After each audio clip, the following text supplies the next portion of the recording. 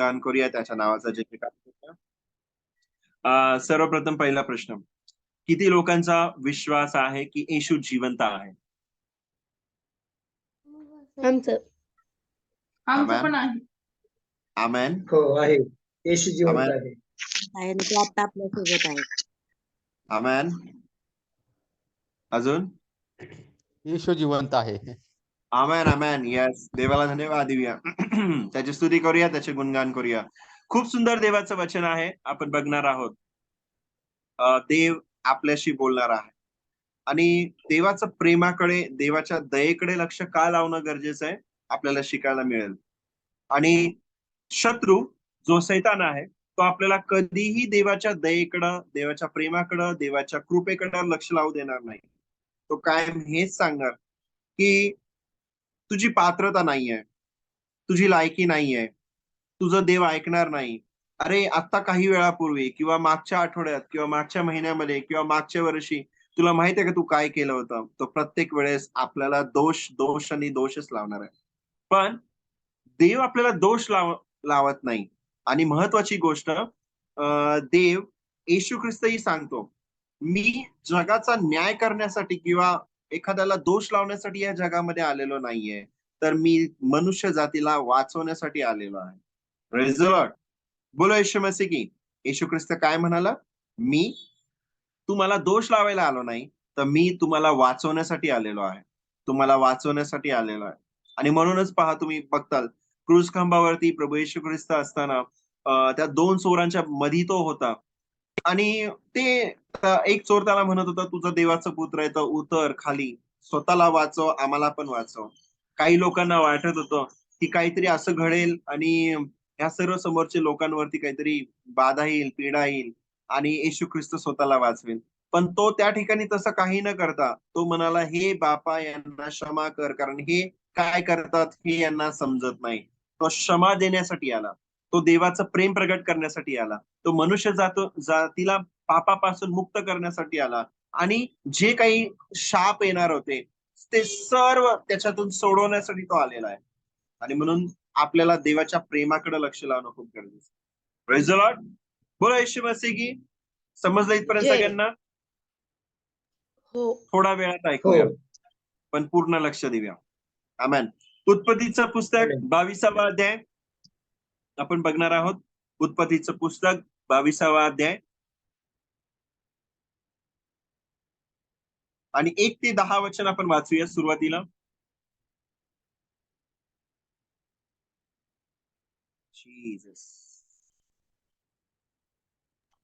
इसहाकाचे अर्पण करण्याची अब्राहमाला आज्ञा. Praise Lord. Praise Lord. हो गोफणे दादा वाचा, मी ऐकतोय. आवाज येतोय ऐकायला माझा? हो गोफणे दादा आवाज येतोय, तुम्ही वाचा. इसहाकाचे अर्पण करण्याची अब्राहमाला आज्ञा. ह्या गोष्टी घडल्यावर असे झाले की देवाने अब्राहमाला कसोटीस लावले. त्याने अब्राहमास अशी हाक मारली, तेव्हा अब्राहम म्हणाला, काय आज्ञा? देव म्हणाला, तुझा पुत्र, तुला एकुलता एक प्रिय इसहाक ह्याला घेऊन मोरिया देशात जा आणि मी तुला सांगेल त्या डोंगरावर त्याचे होमार्पण कर. तेव्हा अब्राहमाने मोठ्या पहाटेस उठून आपल्या गाढवावर फोगीर घातले.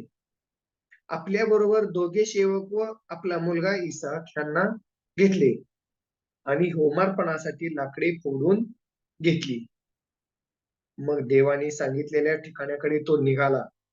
तिसऱ्या दिवशी अब्राहमाने दृष्टी वर करून ती जागा दुरून पाहिली. अब्राहम आपल्या सेवकांना म्हणाला, इथे गाढवाजवळ थांबा, मुलगा व मी पलीकडे जातो आणि देवाची उपासना करून तुमच्याकडे परत येतो.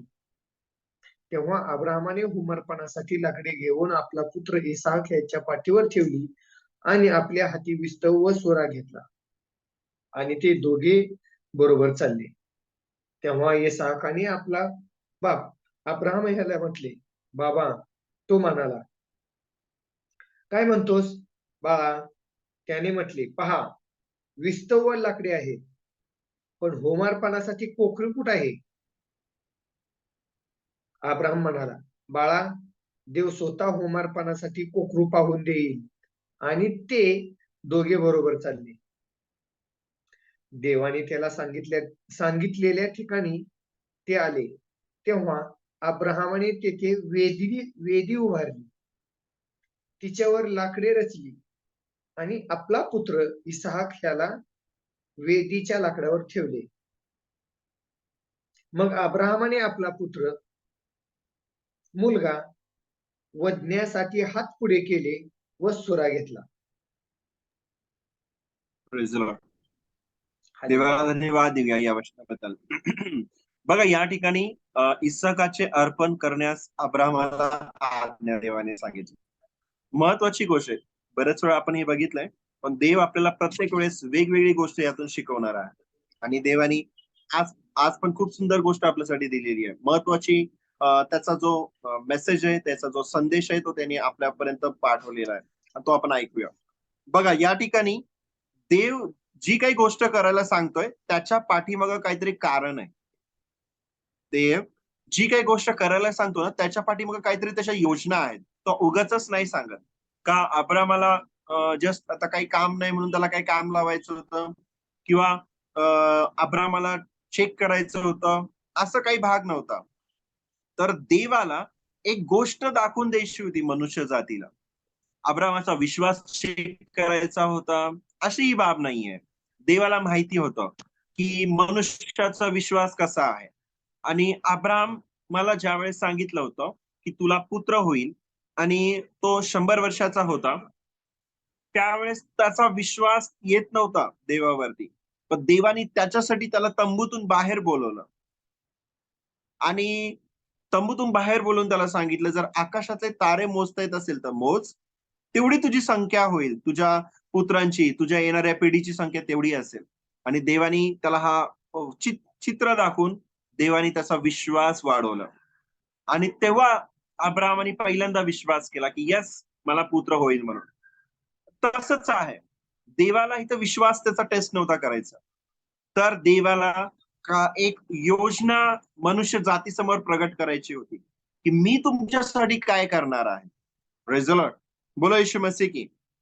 समजलं सगळ्यांना इथपर्यंत की देवाला अब्रामाचा विश्वास टेस्ट चेक नव्हता करायचा की अब्राम किती विश्वासात आहे, की तो विश्वास करतोय का नाही करतोय. नो नो, अगोदरच अब्रामानी देवाच्या सांगण्यावरून त्याचा बापाचं घर त्यांनी सोडलेलं होतं. मग देवाला ऑलरेडी अब्रामाचा विश्वास माहिती होता, आणि देवाला तुमचा आणि माझा विश्वास पण माहितीये. पण देवाला ते चेक नाही करायचंय. तर देव काही योजना दाखवत आहे त्याच्याद्वारे. आणि ती योजना काय आहे पहा. त्यांनी काय सांगितलं देवानी की जा या डोंगरावरती तुझ्या मुलाचं अर्पण माझ्यासाठी कर. देवाला त्याच्या मुलाची काय गरज होती. देवानी स्वतः आदामाने हवेला घडवलं. देवानी स्वतः त्याला पुत्र तो दिलाय, आणि तो पुन्हा त्या पुत्राला मारायला सांगेल का त्याच्यासाठी? कधीच नाही. माझ्या भावानं, माझ्या बहिणीनं, अशी देवाची योजना नाहीये. देवाला त्याच्यातून काहीतरी सांगायचंय, नुसतंच अब्रामाला नाही, तर अब्रामानंतर सुद्धा येणाऱ्या सर्व पिढी, जे तुम्ही आणि मी सुद्धा आहोत, आणि येणाऱ्या पिढींपर्यंत देवाला एक मेसेज द्यायचा आहे, तुम्हाला आणि मला. त्याचा एक खूप महत्वाचा संदेश आहे, आणि तो आपण ऐकत आहोत. Praise the Lord. बोला येशू मसीह की. म्हणून आपलं पूर्ण लक्ष देवाकडे लावूया. बघा, या ठिकाणी त्यांनी सांगितलं की काय कर, तू तुझ्या पुत्राचं अर्पण कर. 10व्या वचनामध्ये आपण वाचलं की मग अब्राहमाने आपला मुलगा वधण्यासाठी हात पुढे करून सुरा घेतला. तेव्हा 11व्या वचनामध्ये काय लिहिलंय बघा. तेव्हा यहोवाच्या दूताने त्यास आकाशातून हाक मारून म्हटले, अब्रामा, अब्रामा. तो म्हणाला, काय आज्ञा? 12वं वचन. मग तो बोलला, तू मुलावर आपला हात चालू नको, त्याला काही करू नको, कारण तू आपल्या मुलास, आपल्या एकुलत्या एक मुलास माझ्यापासून राखून ठेवले नाही.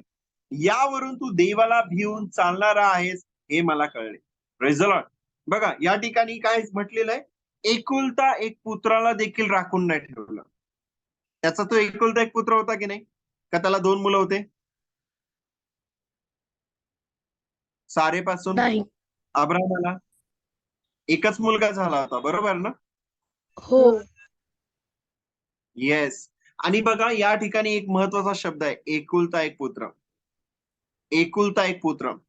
आणि अजून एक महत्वाचं वचन आहे बघा, योहान कृष्णवर्तमानाचा 3रा अध्याय आणि 16 वचन. कुणीतरी पटकन सांगेल का मला? देवाने जगात किती 16 वचन? त्याने आपले एकुलता एक पुत्र दिलाय, यासाठी की जो कोणी त्याच्यावर विश्वास ठेवतो त्याचा नाश होऊ नये, तर त्याला सार्वकालिक जीवन प्राप्त व्हावे. आमेन. Praise the Lord. एकुलता एक पुत्र. या ठिकाणी पण अब्रामाचा एकुलता एक पुत्र.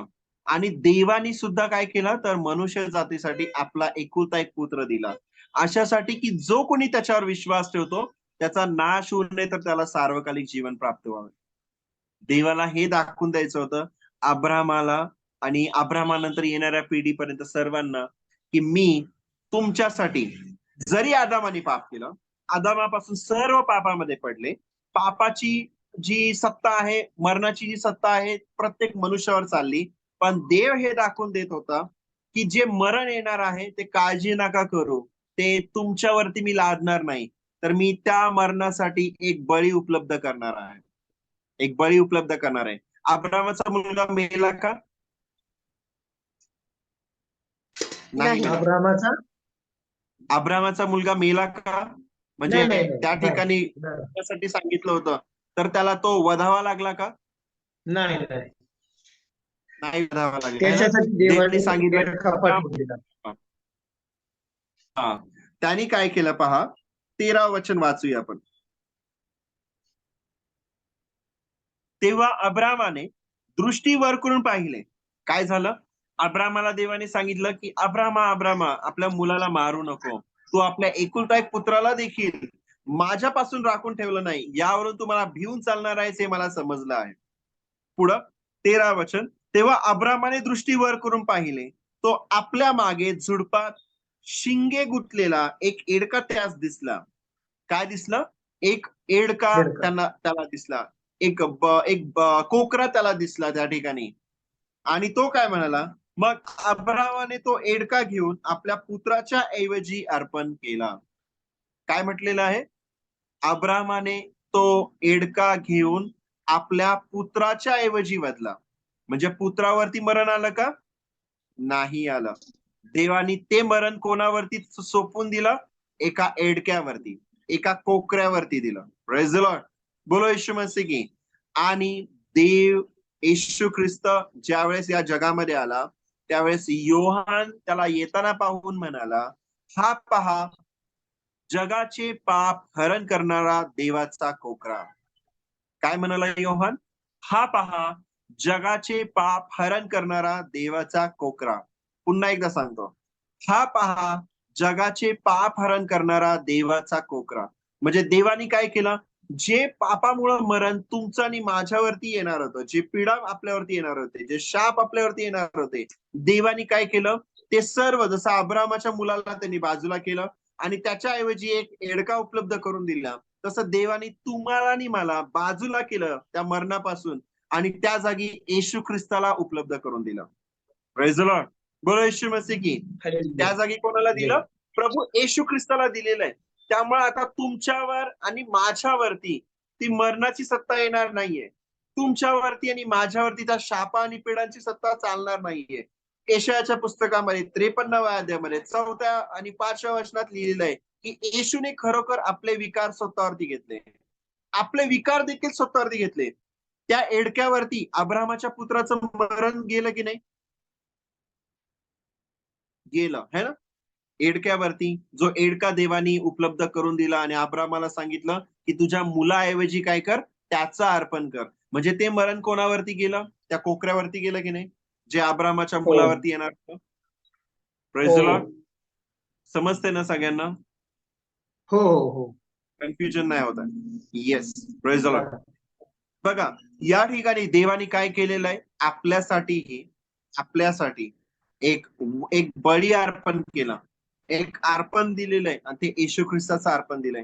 त्या अब्रामाला ते कसोटीस लावून देवानी आपल्याला एक मेसेज दिलेला आहे की आता तुमच्याकडे मी तुमची पाप नाही मोजलेली आणि मोजणारी नाही, तर मी ती एकदाच एका अर्पणाच्या द्वारे सर्व पापांचं शालन करणार आहे. सर्व पापांची क्षमा मिळवून देणार आहे. त्यामुळं तुमच्या आणि माझ्या भूतकाळातल्या पापांची, तुमच्या आणि माझ्या वर्तमान काळामध्ये झालेल्या तुमच्या आणि माझ्या भविष्यामध्ये जरी काही पाप झालं तरी त्याच्यासाठी एकदाच अर्पण येशू ख्रिस्ताचं दिलं गेलेलं आहे. Praise the Lord. वर्तमान हालेलुया. काळ म्हणजे कुठलं? जे आता आपलं डेली रुटीन लाईफ चाललेलं आहे का, रोजचं दैनंदिन जीवन चाललेलं आहे, त्याच्यामध्ये जरी काही पाप घडलं, भूतकाळामध्ये जे काही पाप घडलं असेल आणि जर काही भविष्य काळामध्ये जरी काही चुकून आपल्याकडून पाप घडलं, तरी काळजी नका करू. देव काय तुमच्यापासून सार्वकालिक जीवन काढून नाही घेणार. तुम्हाला त्याच्यातून रिजेक्ट नाही करणार. तुम्हाला तो सार्वकालिक जीवनातून बाजूला नाही करणार. त्याने येशू ख्रिस्ताच्या अगोदरच आपल्या सर्व पापांची क्षमा मिळवून दिलेली आहे. मिळवून दिली आहे. Praise the Lord. बोलो येशू मस्ती की हालेलुया. जय. आणि म्हणून पहा, आपल्याला तुम्ही स्वतःला दोषी नका समजू की माझ्याकडून चूक घडली, माझं देव ऐकेल का नाही काय माहिती. नाही, त्या येशू ख्रिस्ताच्या रक्ताच्या द्वारे आपल्या सर्व पापांची अगोदर क्षमा झालेली आहे. अगोदर क्षमा झालेली आहे. आणि म्हणून आपण देव आपल्यावर एवढं प्रेम करतो म्हणून आपणही देवाच्या कृपेने नीतिमान झालो आहोत, म्हणून आपण त्या नीती मार्गामध्ये चालणं हे आपलं कर्तव्य आहे. Praise the Lord. त्या हालेलुया. प्रेमाला एक रिस्पॉन्स, त्याच्या प्रेमाला एक प्रतिक्रिया आपल्याकडून, म्हणून आपण त्यातला गौरवणारं जीवन जगणं हे आपलं काम आहे. आणि ते गौरवणारं जीवन जगण्यासाठीही देवाचा पवित्र आत्मा आपल्याला मदत करणार आहे. देवाचा पवित्र आत्मा आपल्याला मदत करणार आहे. Praise the Lord. बोलो येशू मसीह की. हालेलुया. आणि जय. म्हणून जर कधी तुम्हाला असं वाटलं की माझ्याकडून चूक घडली, घडू शकते, आपण मनुष्य आहोत, आपल्याकडून चूक होऊ शकते, चुका होणारच, होणार की नाही होणार? का असं कोण आपल्यामध्ये आहे 100%. की चूक होणारच नाही आपल्याकडून? नाही नाही, असं नसतंय. होऊ शकते ना. आपण ठीक आहे, कदाचित आपण खून नाही करणार, कदाचित आपण चोरी करणार नाही, कदाचित आपण नाही का व्यभिचारामध्ये नाही पडणार, पण आपण बोलण्याद्वारे कदाचित कोणाला दुखवू शकतो, आहे ना? हो. चुकू शकतो, होऊ शकतं आपल्याकडून, कळत नकळत कदाचित.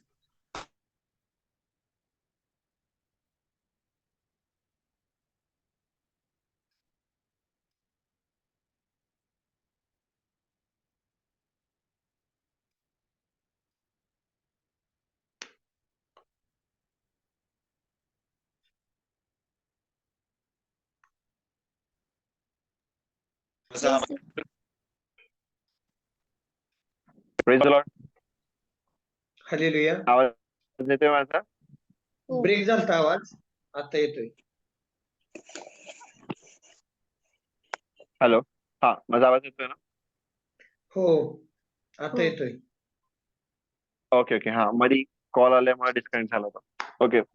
महत्वाची गोष्ट की आपल्याला जर कधी असं वाटलं, कारण शत्रू येईल आपल्या विरुद्ध आणि आपल्याला बरेच दोष लावेल तो, की देव तुझं ऐकणार नाही, तू तेवढ्या पात्रतेचा नाहीये, तर त्यावेळेस तुम्ही एकच लक्षात ठेवा की प्रभू येशू ख्रिस्त त्याच्या रक्ताच्या द्वारे तुमच्या आणि माझ्या पापांबद्दल खंडणी भरून दिलेली आहे. त्याच्याद्वारे आपण पवित्र झालेले आहोत. आणि जेव्हा आपण आपलं लक्ष त्या येशू ख्रिस्ताचे सदैव तेव्हा आपल्यावरती सैतानाचे दोष, आरोप याची सतत चालणार नाही. आपल्याला येशू ख्रिस्ताच्या रक्ताद्वारे काय केलेलं आहे? मोलाने विकत घेतलेलं आहे. एक महत्वाची खूप सुंदर आज संदेश होता, अंकित पास्टरांनी शिकवलं. जर तुम्ही ऐकला नसेल तर तुम्ही ऐका, पुन्हा एकदा ग्रुपवरती अपलोड करू आपण, तुम्ही ऐका. त्या ठिकाणी त्यांनी सांगितलं की इब्री पत्रामध्ये लिहिलेलं आहे की येशू ख्रिस्तांनी काय केलं, तर जेव्हा त्याचं अर्पण झालं, त्याच्यानंतर तो जेव्हा स्वर्गामध्ये गेला त्यावेळेस तो त्याचं रक्त परमपित्या समोर घेऊन गेला, यहोवा पित्या समोर घेऊन गेला, अशासाठी की तो एक महायाजक आहे. आणि महायाजकाचं काम काय असतं, मुख्य याजकाचं काम काय असतं प्रत्येक वेळेस, की तो मनुष्य जातीसाठी काय करत असतो, आपलं रक्त अर्पण करत, पशुचं रक्त अर्पण करत असतो. जुन्या करारामध्ये जर तुम्ही वाचलं असेल तर जो मुख्य याजक आहे तो प्रति वर्षी मनुष्य जातीच्या पापासाठी काय करायचा, पशुचं रक्त अर्पण करत असायचा. मग येशू ख्रिस्तांनी काय केलं, संपूर्ण मनुष्य जातीसाठी आपलं रक्त एकदाच अर्पण केलेलं आहे आणि त्या रक्ताच्या द्वारे तुम्हाला आणि मला मोलाने विकत घेतलेलं आहे. मग जर मोलाने विकत घेतलेलं आहे तर त्यावेळेस येशू ख्रिस्ताने काय केलं, त्याचं अर्पण झाल्यानंतर जेव्हा तो स्वर्गामध्ये गेला तर स्वतःचं रक्त परमपित्यासमोर घेऊन गेला, अशासाठी की ते तुमच्यासाठी माझ्यासाठी त्यांनी त्या वेदीवरती अर्पण केलं.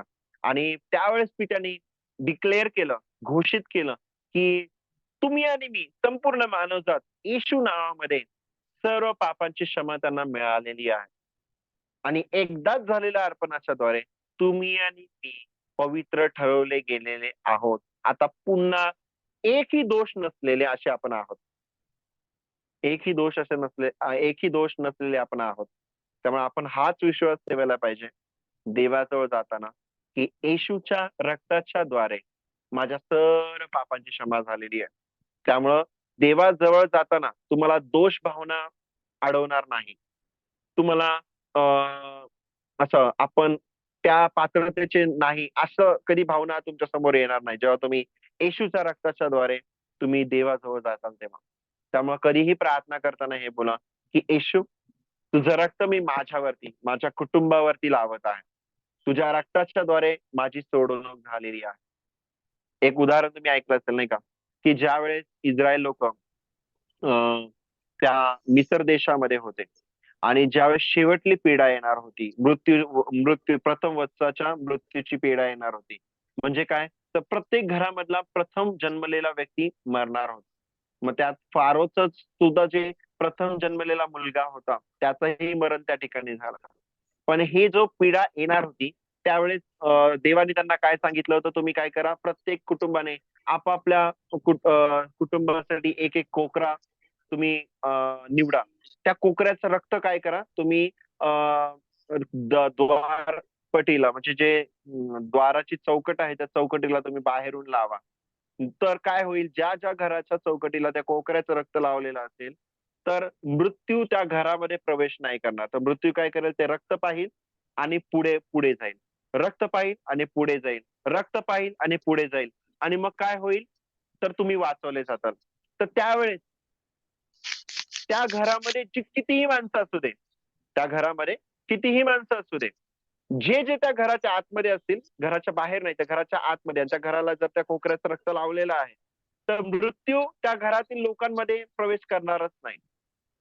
मग हे जी मृत्यूपासून वाचण्याची जी देवाने दिलेली त्यांना संधी आहे ती त्यांच्या कर्मांच्या द्वारे नव्हती, तर देवाने ते त्या कृपेने त्यांना दिलेलं होतं. म्हणजे ती रक्त पाहिल्यानंतर तो मृत्यू पुढे जाणार. म्हणजे सेम वे येशू ख्रिस्ताचं जे रक्त आहे त्या रक्ताच्या द्वारे आपण नीतिमान झालेलो आहोत.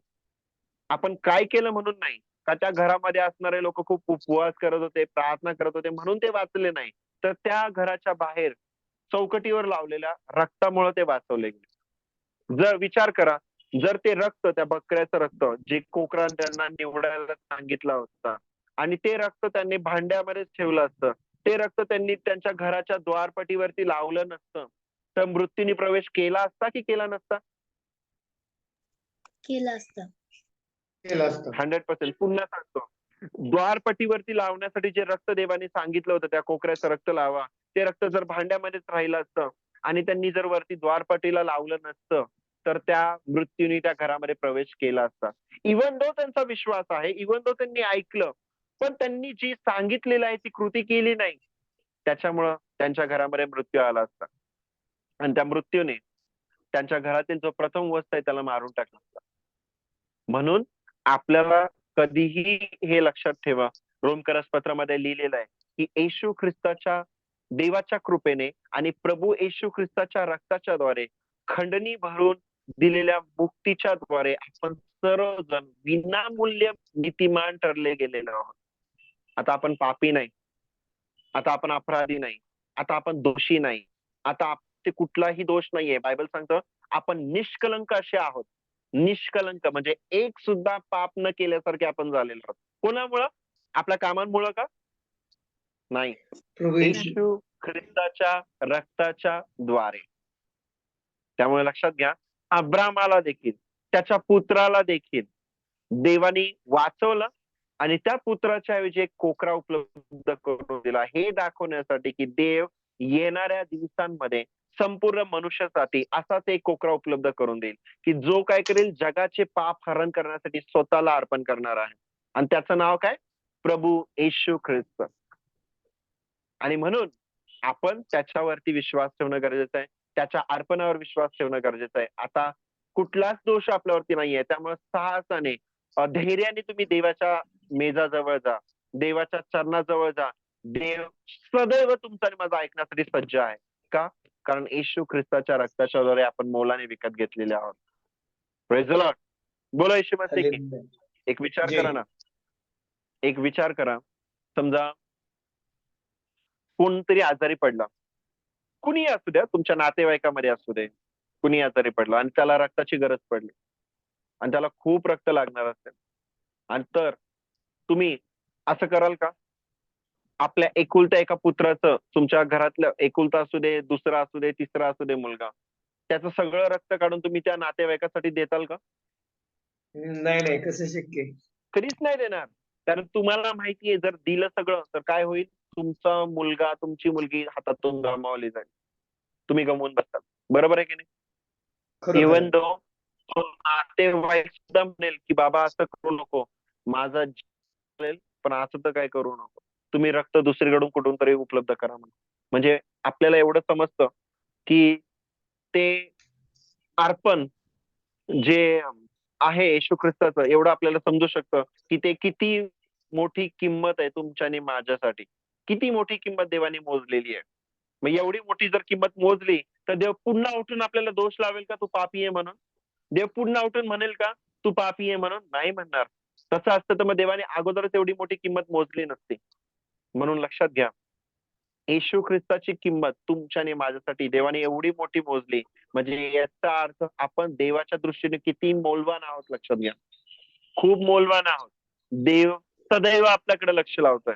देवाचं प्रेम आपल्यावरती खूप आहे. तुम्हाला वाटत असेल की माझ्या नंतर माझ्या मुलांचं काय होईल, नका काळजी करू. तुम्हाला असं वाटत असेल, देवाच्या हाती त्यांना द्या, देवाच्या हाती त्यांना द्या, देवाच्या रक्ताच्या अंडर त्यांना द्या, तुमच्या लेकरांना द्या, तुमच्या कुटुंबाला द्या. वचनात लिहिलेलं आहे, स्तोत्र 91 मध्ये काय म्हटलेलं आहे की तुझ्या, एकच मिनिट, स्तोत्र 91 आपण बघूया आणि मग आपण थांबूया. स्तोत्र 91 मध्ये एका ठिकाणी म्हटलेलं आहे बघा की तुझ्या या ठिकाणी लिहिलंय कोणतेही म्हणून. ओके, 9 आणि 10 वचन मी वाचतो. स्तोत्र 91 9 आणि 10. कारण यहोवा माझा आश्रय आहे, तू परात्पराला निवासस्थान केले आहे. कारण यहोवा माझा आश्रय आहे असे म्हणून तू परात्पराला निवासस्थान केले आहे. 10वं वचन, म्हणून कोणतेही अरिष्ट तुझ्यावर येणार नाही, कोणतीही व्याधी तुझ्या तंबूजवळ येणार नाही. आपण येशू ख्रिस्ताला आपला तारणारा म्हणून स्वीकारलंय. त्यामुळे लक्षात घ्या, आपल्यापासून घेऊ शकत नाही, काढून घेऊ शकत नाही, कधीच काढून नाही घेऊ शकणार. कारण ते देवाचं तारण आहे जे तुमच्या माझ्यासाठी दिलं गेलेलं आहे. Praise the Lord. बोलो येशू हालेलुया. मसीह की. तो जय. देवाचं तारण तुमच्या माझ्यासाठी दिलं गेलेलं आहे. त्यामुळं विश्वास ठेवा येशूवर की तो तारणारा आहे. विश्वास ठेवा की त्याच्याद्वारे तुमच्या माझ्या सर्व पापांची क्षमा झालेली आहे.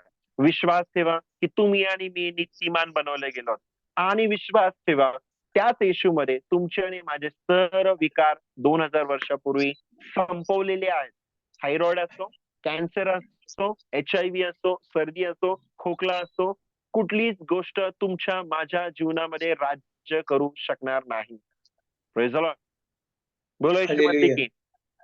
पण जय. मग होतं काय माहितीये का, की आपण देवाने दिलेलं तारणाकडे लक्ष लावत नाही, त्याची घोषणा आपल्या जीवनामध्ये करत नाही, आणि त्याच्यामुळं त्या देवाने दिलेल्या गोष्टी आपल्या जीवनामध्ये आपल्याला प्रगट झालेला दिसत नाही. मग आपण परत म्हणतो, का असं माझ्यासोबत होत आहे?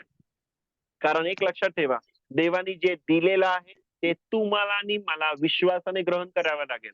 ते ऑटोमॅटिक येऊन तुमच्या माझ्या पदरामध्ये पडणार नाही. पडणार नाही.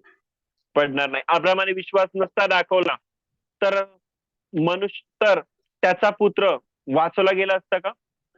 नसता नाही. वाचवला गेला, लक्षात घ्या. नसता वाचवला गेला.